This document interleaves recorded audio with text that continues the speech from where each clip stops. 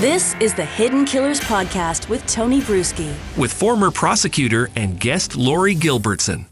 I know for a while Jodi Hildebrandt did have a license to practice as a therapist, but the other part of this was life coach. And that term in itself is a scary one because it doesn't mean anything at all. I mean, we could set up an institution here, make a website, and start certifying people at the end of the day. $500 will give you a certificate, and then you get a bunch of lessons on how to be a life coach, and you get to hang something on your wall.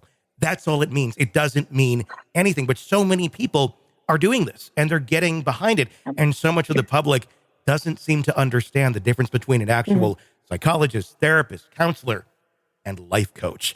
How much of this is going on beyond just Ruby, Franke, and Jodi Hildebrandt with people hiding behind these made-up titles, pretending to be relationship experts and life experts and leading people down really dark paths? Oh, Tony, you are speaking my language right now. You really are. I mean, to have this completely kind of unregulated industry that then people can put themselves out there to have some expertise when they actually have no expertise. And in fact, in the case of Ruby and Jodi are about the last people in the world who should be giving parenting advice, especially under the guise of, life coach or parenting coach. So look, this is the age we live in when anyone can put themselves up on YouTube or put themselves as they did, or Instagram or Twitter or whatever, as an expert. Yeah. And, it is really, unfortunately, up to the people who are kind of buying into it when we talk about brainwashing to research, to know who these people are, to know whether this is someone who really does have any expertise. And lots of people kind of fall into that trap. And it can be I'm up on my soapbox a little bit, but I think with the whole life coach thing, while there may be some people out there who actually are talented in helping coach people through life transitions. Yeah. And I can say I have some friends who are coaches who will add life coach to their credentials and happen to be extremely talented at what they do, but they do a lot of other things as well. I think that when you put life coach onto something, it's really should be a huge red flag to people that this person is not regulated, is not qualified, doesn't necessarily have any expertise to be giving you the advice that they're giving, and also to be charging for it, or say to have a YouTube channel that people are watching and thinking, it's okay that this woman is starving her children, not letting them sleep in a bed, and basically treating them horrendously because she says she's a parenting expert. Yeah. Anybody can say they're an expert. Sure. Anybody can. So we really need to be much more cognizant and much more aware of those things. And, it is fortunate and maybe a good sign in this area, Tony, that people who were watching this channel are the ones who called the police also. And the ones who called DHS are the ones who got them removed from YouTube. Sure.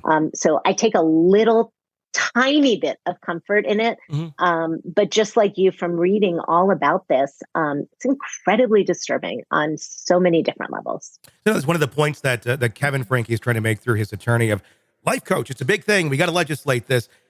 Legislate all you want. People are just going to come up with another name for it, really. I mean, and like you said, there are legitimate people out there who have legitimate resources and good knowledge to give people who are not necessarily counselors or therapists.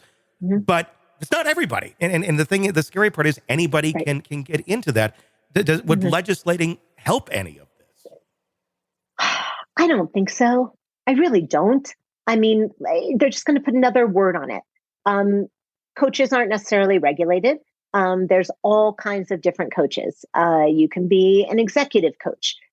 You can be a transition coach. You can be all sorts of things. And there's lots of organizations that actually train coaches and give certifications for various things. And what I would say to people, if you are looking ever for someone to help you in this kind of situation, to get parenting advice, to get relationship advice, to get life transition advice, is to do your research, to look at how people are credentialed, look at what their experience is, look at testimonials from other people, look at how long they've been in practice, and really know about who you are going to see. And especially do a trial session.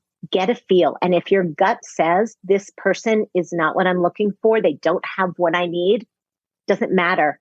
Yeah. Even if they have the credentials, and you find someone else who's the better fit. But it's important to do your research here because people can go out, just call themselves, as you said, life coaches, experts, I mean, whatever. It's a scary industry because essentially it kind of creates, an echo chamber, in a lot of ways where if they're wanting to make their money, they can easily tell the person what they want to hear, especially if they're very good at manipulating people. They're not coming from any sort of ethical, bar or standpoint that a therapist would be coming from or a counselor would be coming from. It's just, this is clearly what this person wants. Let me feed them what they want. I mean, it's like anything. It's like an algorithm, if you will. And then it just keeps feeding into what someone wants. So I can see where some people have a very hard time turning away from some of these people because they're telling me what I want to hear. They're validating maybe my crazy thoughts. Mm-hmm. Yeah. And those are the people who get targeted. I mean, that's the audience that they target because it is all about manipulation.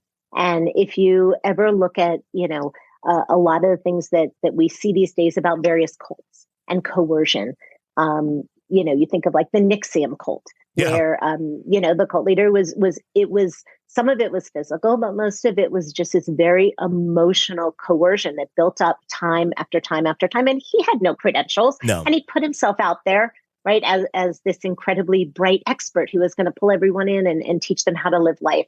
And it is the vulnerable people who get targeted and the vulnerable people who really fall prey to it.